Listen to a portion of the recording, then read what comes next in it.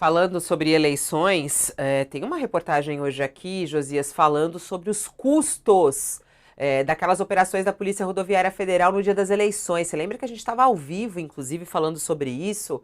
E Alexandre de Moraes mandou suspender imediatamente as operações da Polícia Federal. Olha só essa notícia, Josias. A Polícia Federal, Rodoviária Federal, gastou 1.300.000 reais com aquela blitz em vans e ônibus que acabaram por atrasar a chegada dos eleitores de votação no segundo turno das eleições. Esse valor representa a soma total dos pagamentos feitos com efetivo e diárias de agentes. Os dados foram obtidos pelo UOL por meio da Lei de Acesso à Informação. A sede da Polícia Rodoviária Federal, que gastou com a ação, foi a de Minas, a que mais gastou. Seguida pela Bahia, que pagou R$ 93.600. E foi justamente para a Bahia que o ministro da Justiça, Anderson Torres, viajou dias antes da eleição. Essa história voltou ao radar da Polícia Federal, que está investigando o elo e a influência de Anderson Torres na questão eleitoral. E aí, Josias, o que significa aí esse gasto desses bloqueios que foram irregulares, né, Josias? Sem nenhuma dúvida. Significa que alguém deveria pagar por isso, né, Fabiola? E há novidades nesse caso, e as novidades são constrangedoras, envolvem o ex-ministro Anderson Torres. Descobriu-se que uma auxiliar do então ministro da Justiça, que o acompanhou, inclusive, depois que ele deixou o cargo e virou secretário de Segurança do Distrito Federal, levou essa auxiliar junto.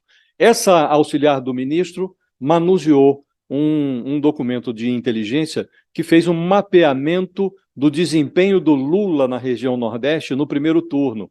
E foi a partir desse mapeamento que se construiu a operação da Polícia Rodoviária Federal para bloquear ônibus que transportavam eleitores no dia da eleição. Então, veja a gravidade desse fato, né?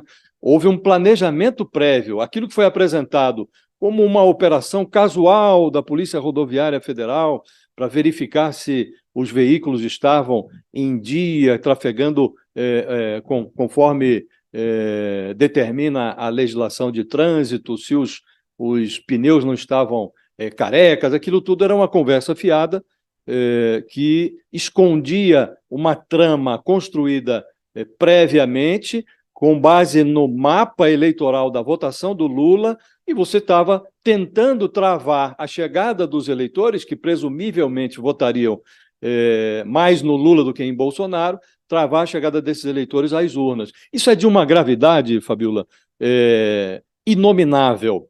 Então, complicou-se muito a situação do ex-ministro Anderson Torres. Evidentemente, esses fatos serão levados também às ações, serão incorporadas às ações que tramitam contra o Bolsonaro na Justiça Eleitoral e, evidentemente, terão reflexos também nos procedimentos criminais que estão correndo aos cuidados do ministro Alexandre de Moraes no Supremo Tribunal Federal. Complicou-se muito a situação do ex-ministro Anderson Torres, Fabiola. Então, em relação a esse gasto que foi realizado, uma boa ideia seria incluir uma ação um pedido de ressarcimento da despesa, porque essa despesa foi parte de um crime, Fabiola, um crime bem planejado e agora muito exposto. Todos os detalhes do crime estão na vitrine, agora resta punir os responsáveis. Forte isso, hein, Josias? Crime eleitoral, né? E gravíssimo, né? Nossa, eu lembro desse dia, muito tenso, inclusive.